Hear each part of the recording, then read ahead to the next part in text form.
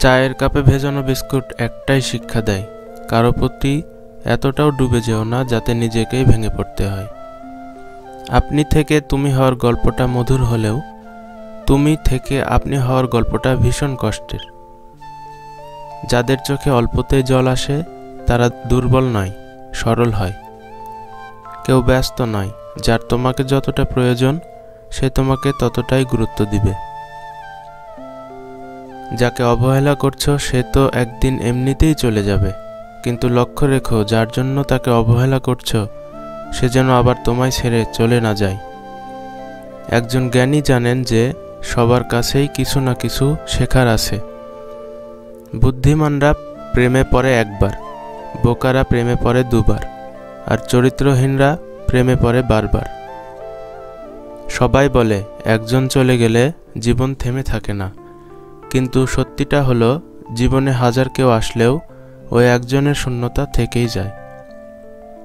মানুষ সবসময় তোমার বাহিরটাই দেখে, বিচার করবে, তোমার হৃদয়ে যতই খাঁটি হোক না কেন। সুখের নাম জীবন নয়, কষ্টকে জয় করে বেঁচে থাকার নামই জীবন। যে ব্যক্তি নিজের বিচার নিজে করতে পারে তার মতো বড় বিচারক আর কেউ নেই। ভালোবাসা হলো একটি বই, আর ভুল বোঝাবুঝি হলো একটি পৃষ্ঠা। যদি কাউকে সত্যি ভালোবাসো তাহলে একটা পৃষ্ঠার জন্যে পুরো বইটাকে ফেলে দিও না। শুধু সাপ নয়, কিছু মানুষও খুবই বিষাক্ত হয়। সাপকে তবুও দূর থেকে চেনা যায়, কিন্তু বিষাক্ত মানুষকে চেনা খুবই কঠিন।